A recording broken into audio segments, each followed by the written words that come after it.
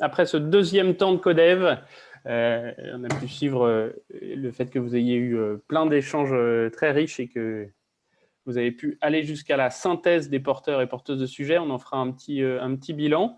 Je propose, en attendant, à Florent de présenter notre prochain et dernier intervenant de la journée, puisque Kevin nous a rejoint. Florent, la parole est à toi. Bonjour, je suis ravi d'introduire Kevin qui a une petite dizaine d'années est passé par la maison Capgemini et s'est après lancé dans l'aventure entrepreneuriale un peu partout sur la planète et a lancé il y a 3 ans maintenant avec d'autres associés ChangeNow qui est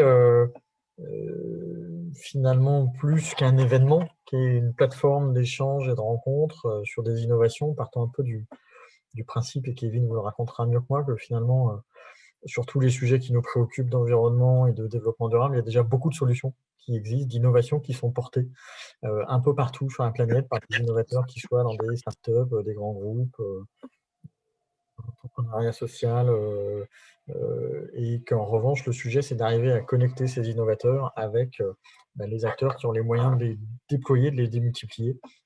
Et il a tout un tas d'anecdotes fascinantes sur la manière dont ces rencontres, grâce à cet événement, permettent de mettre en relation des gens qui résolvent des problèmes que d'autres cherchent à résoudre.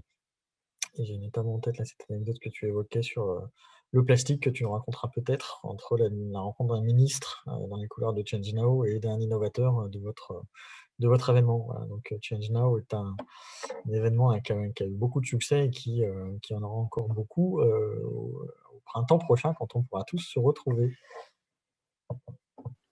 Merci Florent. Merci. Kevin, la parole est à toi. Et donc nous avons un temps une demi-heure, à peu près 20 minutes de présentation et puis une petite dizaine de minutes de questions-réponses avec toi, Kevin.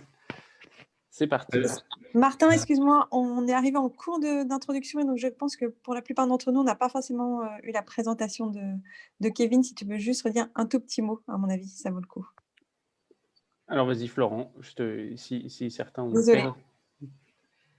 Je recommence en 2 mots parce que je ne vais pas spoiler la présentation de Kevin, mais voilà, on a trouvé intéressant d'inviter Kevin qui représente ChangeNow, qui est une plateforme événementielle, on va dire, qui met en relation les innovateurs, partant du principe que les solutions existent et qu'en revanche, elles méritent d'être mises à l'échelle et que cette mise à l'échelle, elle va se faire par la rencontre des individus entre innovateurs, start-up, grands groupes, acteurs publics.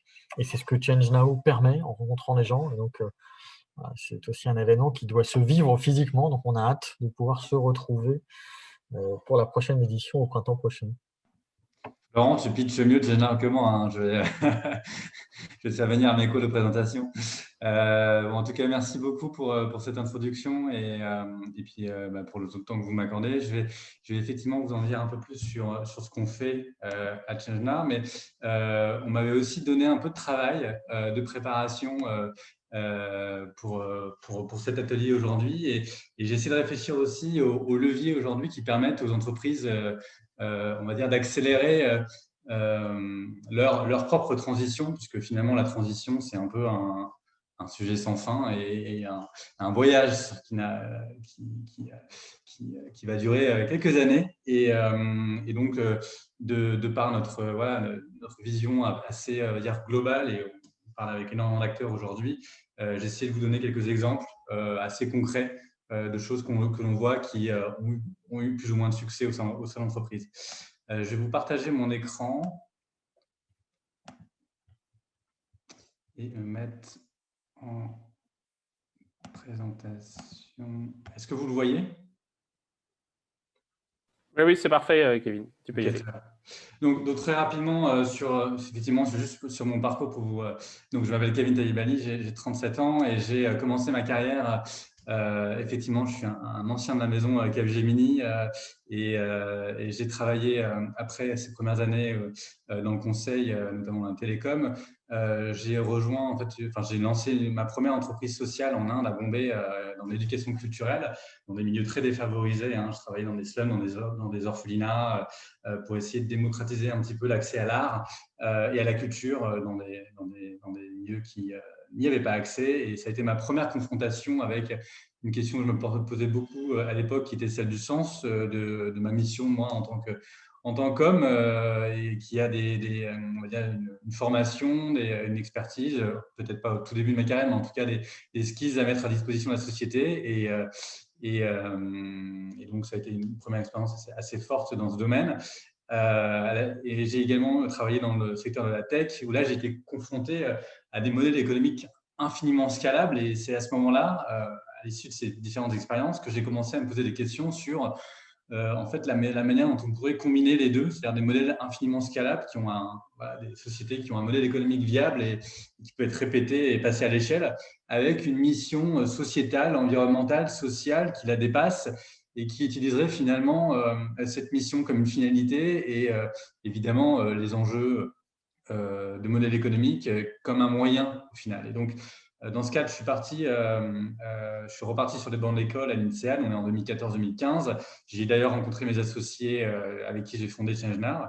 Ce qui est intéressant, c'est d'un point de vue timing. Donc, à cette époque-là, je me suis beaucoup intéressé au sujet des entreprises à mission, les B Corp, notamment. J'ai effectué une thèse sur le sujet. Et on est à l'époque où, en 2015, on a la COP qui se déroule à Paris avec cette feuille de route extrêmement ambitieuse qui vise à atteindre la neutralité carbone d'ici 2050 dans beaucoup de continents, notamment en Europe.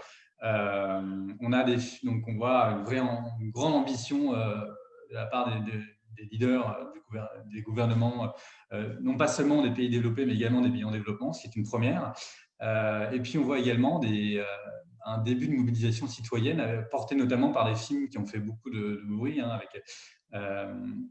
notamment avec le film Demain et d'autres. Où l'on voit en tout cas un début de mouvement et un intérêt effectivement à revoir nos modèles sociétaux.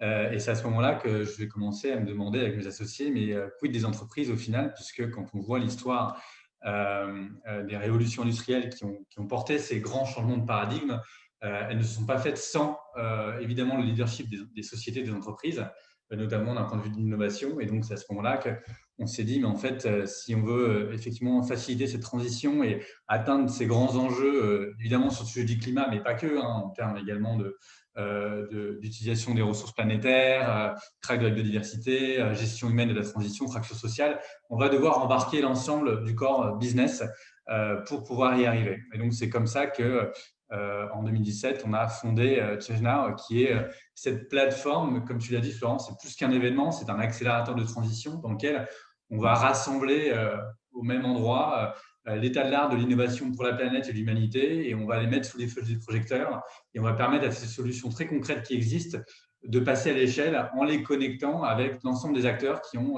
des ressources, des moyens à disposition pour les aider à grandir dans leur développement, des médias, des talents, des grandes entreprises, des fonds d'investissement, des villes, des gouvernements et des citoyens qui leur permettront de passer à l'étape d'après.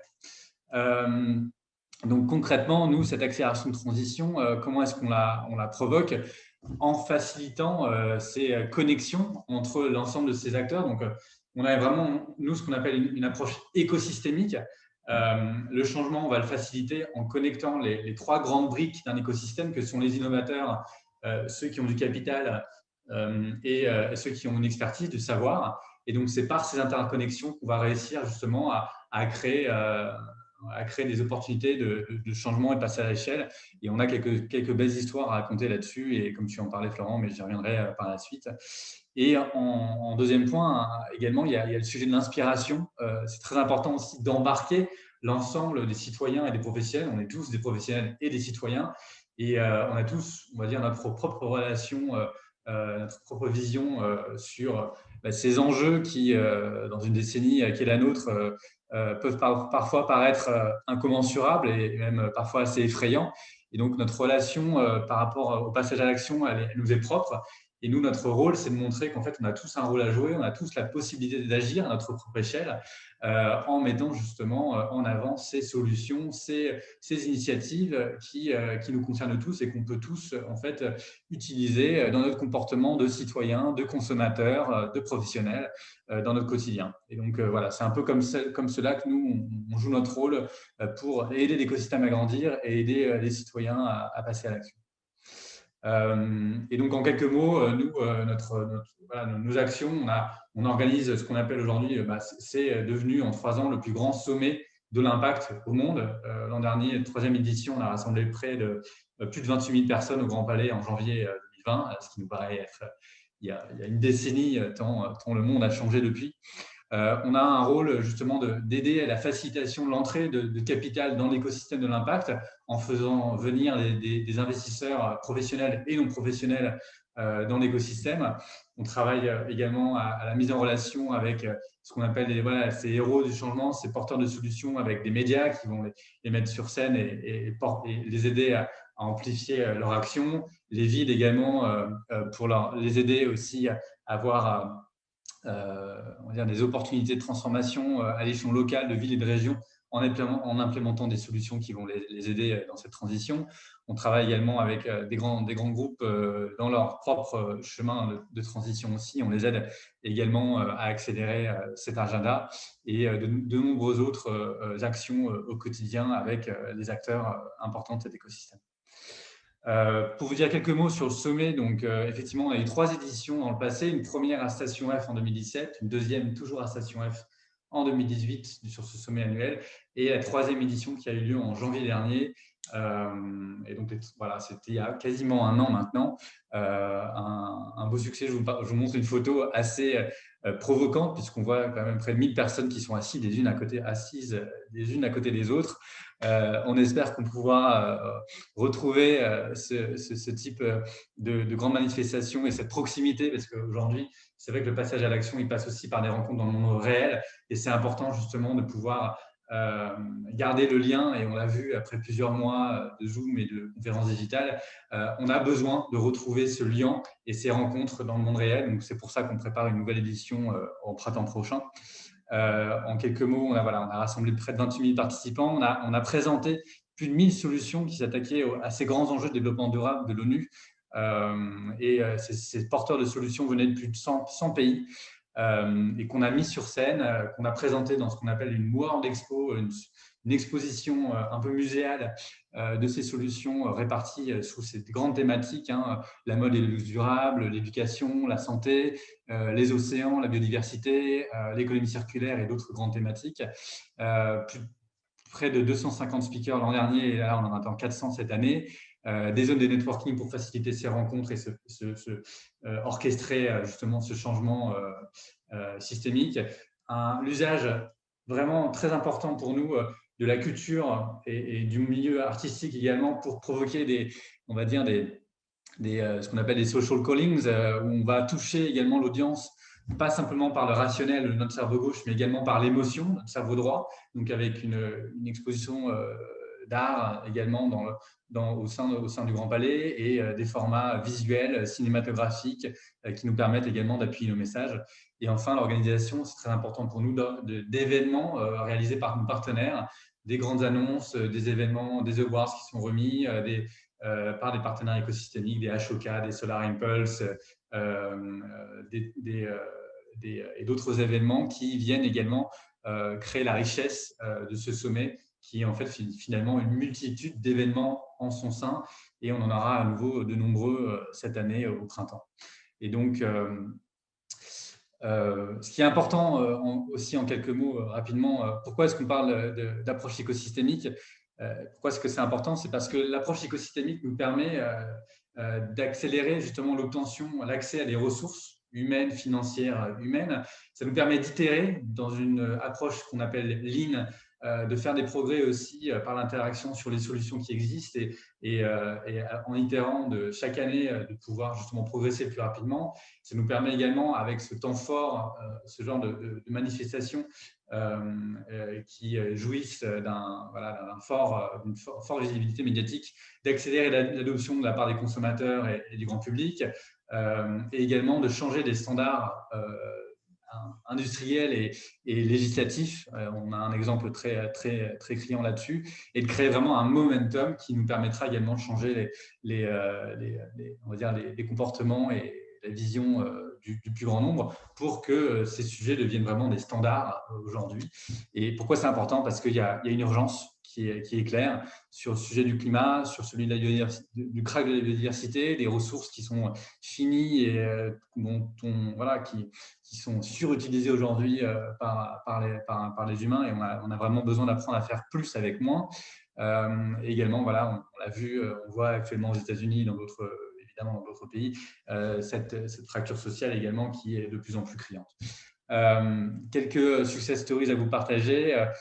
Sur notre action, notre rôle, par exemple, le Média Brut que vous connaissez, on leur a envoyé une petite shortlist de projets, de porteurs de solutions à pousser auprès de leur audience. Et on a notamment Clarisse qui a créé la solution Fabrique qui utilise des vêtements usagés et va en faire, en fait, en les compressant à très forte tension, on va en faire des briques, des éléments de décoration dans les maisons, et là, elle travaille actuellement avec Vinci et d'autres acteurs pour en faire des matériaux de construction également pour les bâtiments.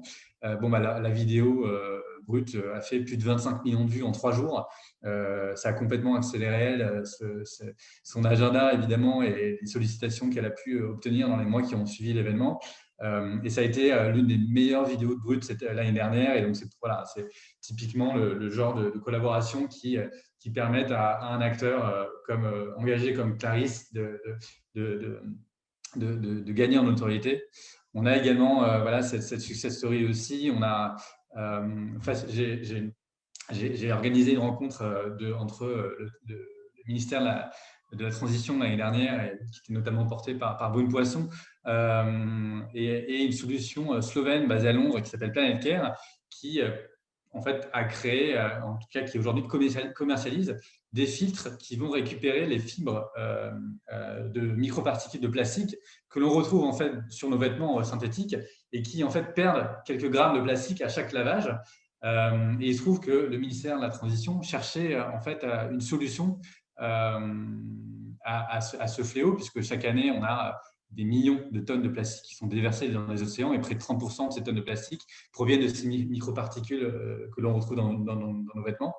Et en fait, cette rencontre a permis justement de faire passer dans la loi sur l'économie circulaire qui est passée en mars dernier, un article qui en fait oblige aujourd'hui les constructeurs de lave-linge d'ici 2025 à utiliser des filtres équivalents pour les foyers, l'ensemble des foyers français. Donc, on voit typiquement comment est-ce qu'une rencontre entre un acteur institutionnel, une start-up slovène basée à Londres, et un acteur aussi important que le ministère de la Transition en France va impacter d'ici 2025 la vie des foyers français.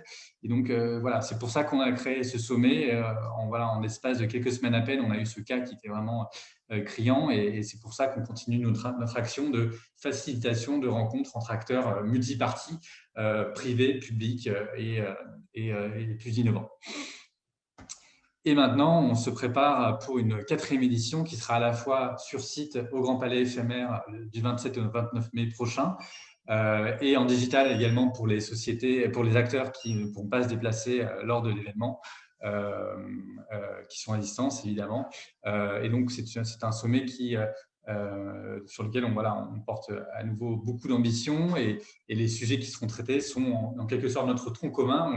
On les aborde chaque année en profondeur, des thématiques autour de l'agriculture de demain, la mode et luxe durable, la santé, et notamment ce concept de santé One Health de l'OMS qui lie la santé humaine, animale et environnementale, la protection des océans et de la biodiversité, les villes, la mobilité de demain, l'économie circulaire, la finance durable, l'inclusion, le sport en tant que vecteur de changement, les nouvelles énergies et la tech. Voilà, pour finir sur notre sommet, quelques partenariats assez intéressants et qui vous montrent également comment est-ce que nous, à notre propre échelle, on facilite, justement, on est des vecteurs de changement. On va organiser la première vente aux enchères d'art durable, donc d'art éco-conçu et éco-conscient avec Christie's lors du sommet. C'est une première mondiale. Et cette vente aux enchères se déroulera samedi 29 mai.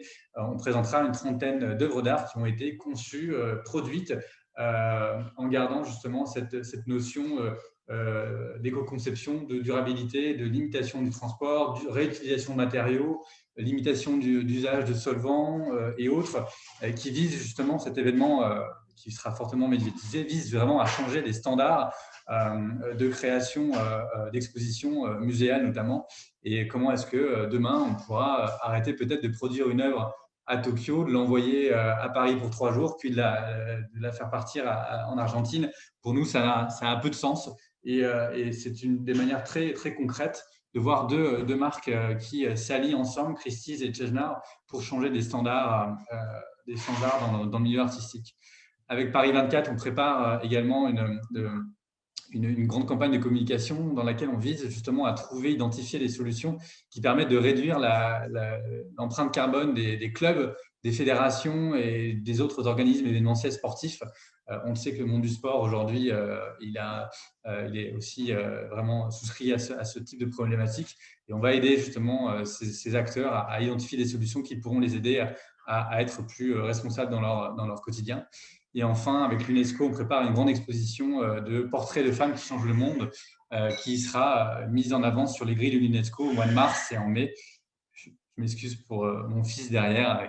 J'ai un bébé effectivement de 1 an, donc si vous entendez des cris, il est ici. Et enfin, voilà, donc avec l'UNESCO, une grande campagne autour des femmes, puisque les femmes, on le sait, sont davantage, en fait, beaucoup d'études montrent que les femmes sont davantage engagées que les hommes sur le sujet. Elles sont vraiment motrices et pourtant elles ont moins accès à des positions de leadership et de représentation, justement, d'incarnation de cette transition. Et donc, on va réaliser tout un programme qui vise justement à aider les femmes justement à prendre davantage d'importance dans ce secteur, à avoir davantage accès au capital et davantage une voix qui porte d'un point de vue médiatique. Voilà, donc ça c'est tout pour Change Now. Et donc du coup, en ce qui concerne le sujet de comment est-ce qu'on accélère le changement au sein des entreprises, j'ai essayé de réfléchir aux différents leviers qui existent. Et, bon, j'en ai noté quelques-uns et évidemment, il en existe de très nombreux. Et comment est-ce qu'on peut aider aujourd'hui les entreprises à aller plus vite, ou en tout cas à démarrer ou à accélérer cet engagement individuel et collectif? Ce que je pense, c'est qu'il y a de nombreuses choses à faire. Évidemment, le rôle du leadership est fondamental, que ce soit des CEO, des boards et des dirigeants. Ils ont un vrai rôle justement d'influence pour aider les entreprises dans leur passage à l'action. On a également l'importance des clients et des consommateurs qui eux-mêmes votent à chaque fois qu'ils consomment et qui vont justement influencer aussi certaines évolutions dans la conception produit des entreprises. On a également tout le sujet des jeunes générations qui rejoignent ces entreprises, et on a aujourd'hui beaucoup d'études qui montrent que le sens est l'une des premières raisons aujourd'hui pour les jeunes diplômés, étudiants, de rejoindre une entreprise. Et donc, il y a un énorme pouvoir également des jeunes recrues pour pouvoir faire changer également les standards au sein des entreprises. On a évidemment tout les sujets d'open innovation qui permettent également aux entreprises d'apprendre de la part de start-up et de PME et d'autres entreprises qui vont innover dans leur propre secteur. On voit de nombreuses très belles pratiques aussi en interne de schémas, d'incentives qui permettent aussi d'intéresser également l'ensemble des collaborateurs sur l'atteinte d'objectifs RSE. Et également la participation à des événements et la formation qui vont permettre également d'inspirer et d'influencer le changement de comportement au sein de l'entreprise. des partenariats externes et internes, évidemment le grand pouvoir des médias et la compétition également et la régulation qui permettent eux aussi d'avoir une influence sur les comportements au sein d'une entreprise. Donc voilà, il y en a d'autres, effectivement, c'est les premiers qui sont venus en tête. J'ai quelques exemples à vous donner, évidemment, sur le rôle du CEO. Certains CEO sont plus convaincus que d'autres, plus engagés que d'autres, on le sait, mais ce qui est intéressant, c'est de voir que certains ont vraiment mis, on va dire, un cap, proposer un chemin à une entreprise dans sa transformation. Donc, le premier exemple qui vient en tête, Emmanuel Faber, avec cette certification B Corp, qui est un projet de longue haleine. L'ambition, c'est que le groupe devienne B Corp à 100% d'ici 2030. Je crois qu'actuellement, ils ont à peu près 30-35% de leurs activités, leurs produits qui sont via des marques qui ont été certifiées. On sait que c'est un chemin qui va prendre beaucoup de temps pour le groupe. Et ce qui est intéressant, c'est qu'ils ont un peu un rôle de phare à la fois en interne et vis-à-vis de l'ensemble des industries qui regardent, qui scrutent en fait ce processus, parce que ça va être potentiellement la première multinationale à devenir B Corp au monde. Et en tout cas, ce qui est intéressant, c'est qu'on a eu un message très fort de la part d'un CEO qui était de dire, voilà, nous, c'est la première fois, ça n'a jamais été fait, nous, on a l'ambition de le faire et on va le faire tous ensemble. Et donc aujourd'hui, l'ensemble des business units du groupe et des marques travaillent collectivement à ce projet qui est un projet d'entreprise et qui a été porté par la voix d'un CEO. Donc on voit là typiquement le cas d'un CEO qui va vraiment jouer son rôle de leader. On a d'autres exemples un peu moins, on va dire, qui sont un peu moins des réussites. Je pense notamment à la lettre qui a été adressée par Larry Fink à de nombreux CEO l'année dernière. Le problème, c'est quand on a un message qui est porté, qui se veut très ambitieux, mais qui n'est pas suivi d'action. On sait que d'action concrète de la part de l'entreprise, on sait que Larry Fink a déclaré l'année dernière qu'il allait exclure les entreprises qui réalisent plus de 25% de leur chiffre d'affaires dans la filière du charbon. Pourtant, certaines ONG ont dévoilé récemment que BlackRock a encore plus de 85 milliards de dollars d'assets qui sont investis dans le secteur. Donc là, on a un petit problème de cohérence entre un message qui se veut très ambitieux et des actions concrètes portées par l'entreprise. Donc là, aujourd'hui, voilà, cela a suscité quelques critiques et je pense que le timing aurait pu être mieux choisi par un CEO, mais en tout cas, c'était intéressant de voir un CEO qui a porté un message très fort et qui a été repris à maintes reprises dans les médias. Les boards ont un rôle aussi fondamental et ce qui est intéressant, c'est qu'on se rend compte que les entreprises, parfois, investissent peu sur leur board.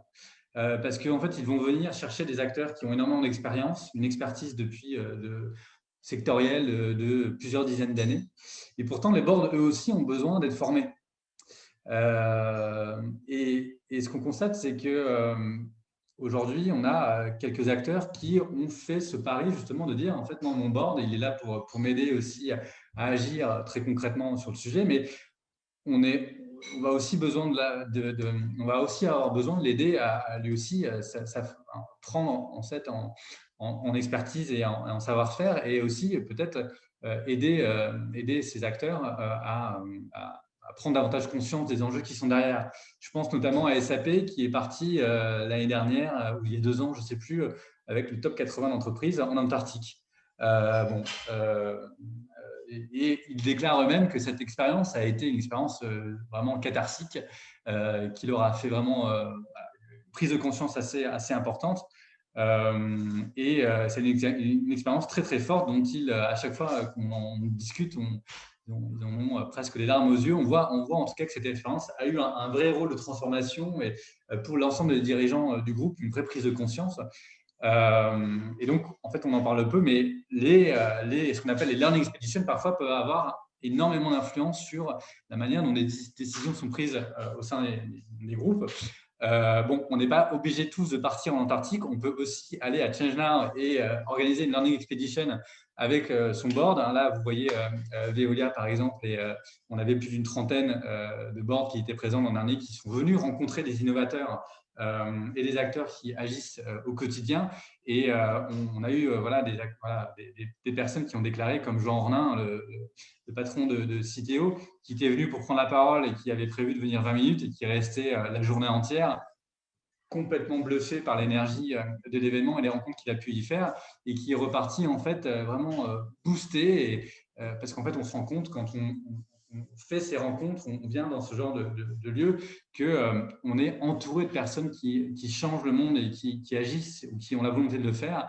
Et en fait, c'est un vrai booster d'engagement personnel et en tout cas, pour lui, ça a été une expérience assez forte.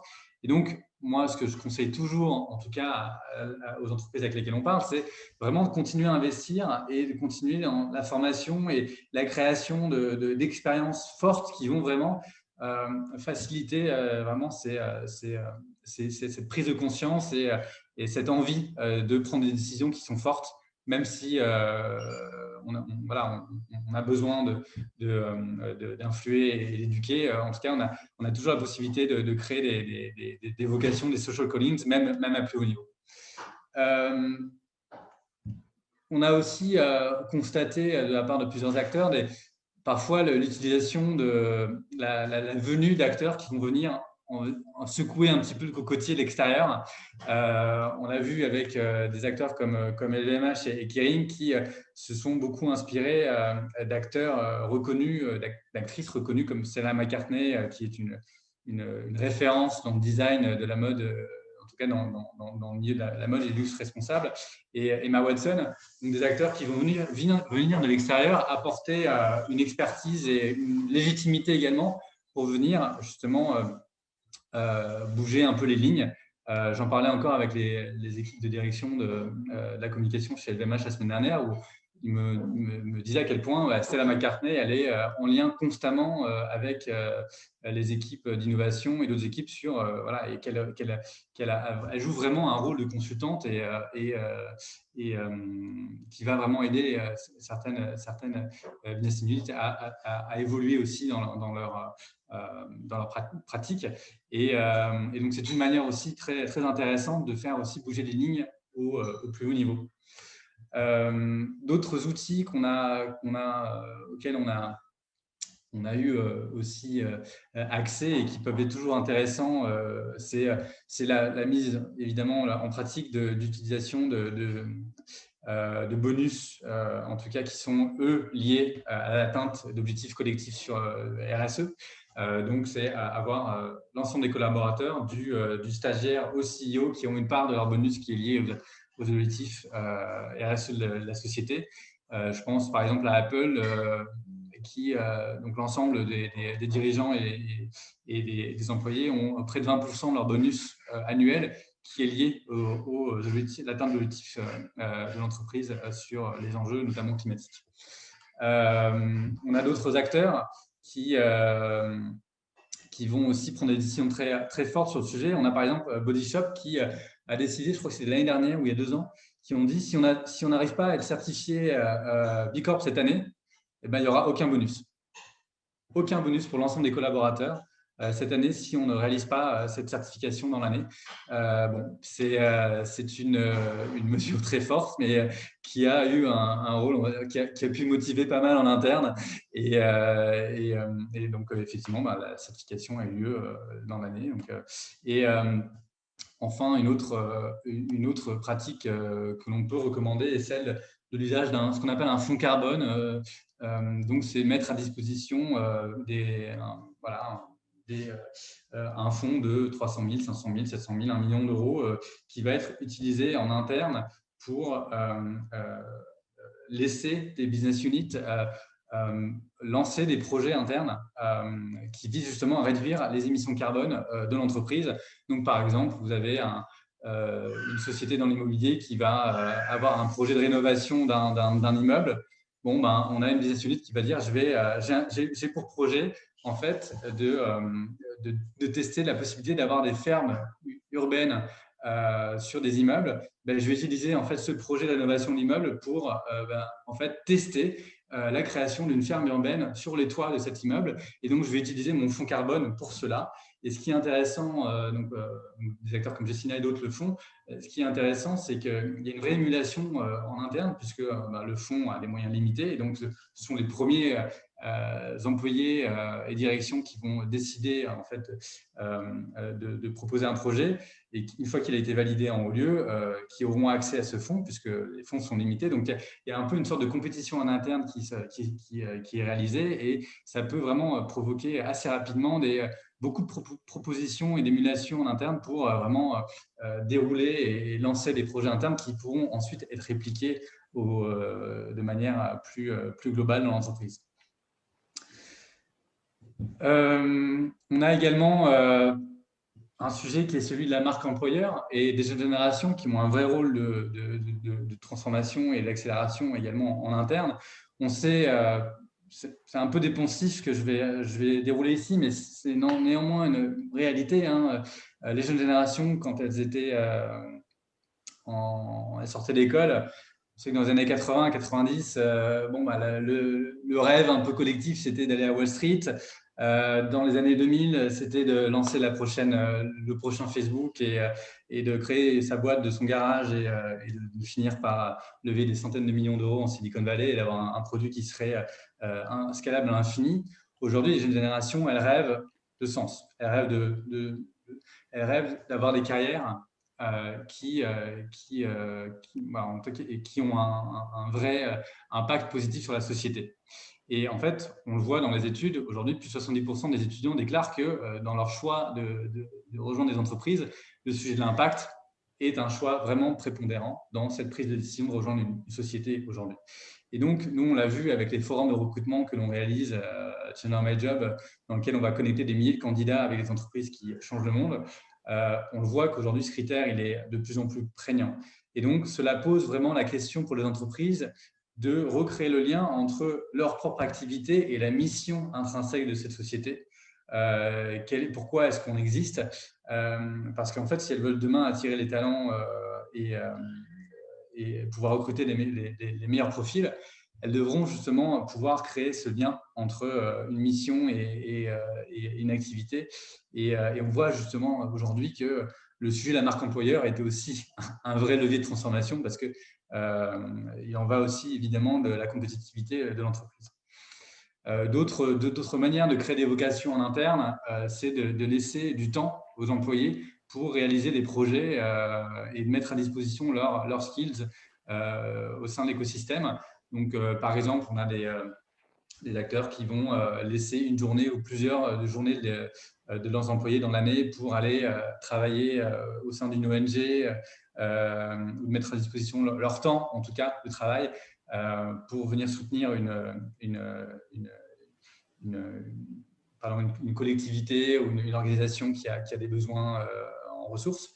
Ça peut être également des initiatives comme l'arrondi sur le salaire également, où je vais donner l'arrondi de mon salaire mensuel à des ONG qui sont soutenues par des organismes comme la Fondation EPIC d'Alexandre Mars, microdons qui permettent justement à des sociétés de participer de manière collective. On voit des acteurs qui vont donner à ces ONG parce que l'ensemble des salariés ont accepté de donner l'arrondi de leur salaire chaque mois à ces structures. Et également, on a un sujet assez intéressant qui est celui du mécénat des compétences, où, donc là, c'est le cas de sociétés comme Adecco, Columbus Consulting et d'autres, qui vont mettre à disposition en fait certains qui vont laisser leurs employés réaliser des missions dans des entreprises à impact. Donc, ces missions peuvent durer 1 semaine, 3 semaines, 1 mois, 2 mois, 3 mois. En fait, ils vont être, je suis par exemple chef de projet digital chez Adecco. Demain, je peux devenir chef de projet digital chez Make Sense ou une autre structure à impact pendant 3 mois et apporter ma propre expertise à une structure qui a une forte ambition. Ce qui est intéressant avec ce mécénat, c'est que ça permet toujours à des employés qui ont effectivement envie de contribuer, de le faire dans un échelon dans une période plus ou moins longue et de vraiment de créer un lien avec cet écosystème et pourquoi pas dans le futur provoquer des vocations pour demain. Kevin, Oui. comme on est tout à fait en dehors du timing là, ce que je te propose, je te remercie pour cette myriade d'exemples et puis la présentation de Change Now qui donnera certainement envie à nos participants d'y participer les 28 et 29 mai. Est-ce que je peux te laisser conclure en quelques mots sur les recommandations pour nos participants sur la suite? On transmettra Bien sûr. les autres exemples. En fait, simplement, il y a de nombreux leviers d'action aujourd'hui qui partent d'en haut et qui sont poussés aussi par en bas. Nous, notre main learning, c'est notre apprentissage de ces dernières années, c'est que si vous voulez vraiment faire bouger les lignes en interne, le meilleur moyen de le faire, c'est pas d'y aller de manière frontale, mais c'est plutôt par l'influence et en montrant vraiment des comportements vertueux et qui ont abouti à des résultats très concrets. Et moi, j'aime beaucoup cette phrase qui m'inspire tous les jours, qui est vraiment, ne vous attaquez pas à un système, rendez-le démodé. Moi, c'est une phrase qui m'inspire tous les jours et qui permet vraiment, je pense, qui permettra demain de changer les standards et de montrer que des pratiques qui pourraient paraître peu vertueuses, demain, en fait, seront vraiment elle aussi démodée parce qu'on voit aujourd'hui que les autres font mieux et le font vite, et que si on ne change pas, en fait, le monde changera sans nous et on deviendra nous-mêmes en tant qu'entreprise quelque part presque redondant. Voilà. En tout cas, c'est nous notre feeling et notre conviction. Et voilà, je vous partagerai ces slides et il y a beaucoup de choses qui sont imaginables. Et n'hésitez pas, en tout cas, si vous avez des questions, à me solliciter. Je suis à votre disposition. Merci, Kevin, pour ces éléments. C'est le moment de faire la synthèse de notre think tank et cette conclusion du premier cycle. Noémie, je te passe la main. Yes, merci beaucoup. On va faire court, mais c'est à la fois important de vous remercier. Puis c'est aussi avec un peu d'émotion, évidemment, qu'on clôt ce premier cycle, parce qu'il a été, à la fois c'est le premier, et en même temps, il a été spécial à plusieurs égards, puisque le Covid nous a frappé au milieu et donc plus compliqué à organiser. J'espère que le voyage vous a plu. En gros, si vous voyez un peu les chemins par lesquels on est passé. On s'est posé la question un peu de ce qu'était la prospective, de ce que ça pouvait nous apporter, quels étaient les enjeux derrière le thème de ce premier cycle qui étaient les enjeux climatiques. On est reparti vers à quoi pouvait ressembler un futur souhaitable, et puis comment est-ce qu'on pouvait y arriver en séquençant ensuite les pas entre 2022 et 2035. Et on a designé tous ensemble une société du futur. Et ces travaux-là, vous les retrouverez à travers le kit qu'on vous délivrera à l'issue du think tank. Alors, laissez-nous encore quelques temps pour agréger, mais voilà, vous les recevrez sous peu. Et avec aujourd'hui, donc le dernier jour qui était dédié à la mise en action, en se demandant un peu quel levier vous pouviez mobiliser pour agir directement au sein de votre industrie, au sein de votre entreprise. Alors évidemment, le format nous a obligés à être assez... à être un peu plus sharp que prévu. Donc, on est un peu moins peut-être allé en profondeur que ce qu'on aurait souhaité. Néanmoins, la démarche est là. On est juste aujourd'hui pressé de vous retrouver en cycle 2 à la fin de l'année. Vous êtes membre maintenant du think tank, donc ça veut dire qu'on vous sollicitera aussi pour ce second cycle avec plaisir. Ce n'est pas un membership pour un cycle, c'est un membership de l'initiative. On améliorera, fort de cette expérience, ce qu'on pense qui peut être amélioré. On y apportera aussi d'autres choses. On est preneur de vos feedbacks. Et une fois encore, merci beaucoup d'avoir participé et d'être resté jusqu'à la fin du cycle. Et ravi d'avoir vécu ça avec vous. Je remercie l'équipe et l'IFS aussi, excusez-moi, c'est un peu bateau, mais je remercie aussi tous les gens avec qui on est parti dans le voyage et voilà, qui a été compliqué à organiser. Donc, merci à tous. Merci beaucoup. Merci. Bonne journée. Merci beaucoup, Merci bravo. beaucoup, Merci à Noémie. l'IFS aussi. Plaisir extrêmement partagé. À très vite. Merci Merci beaucoup.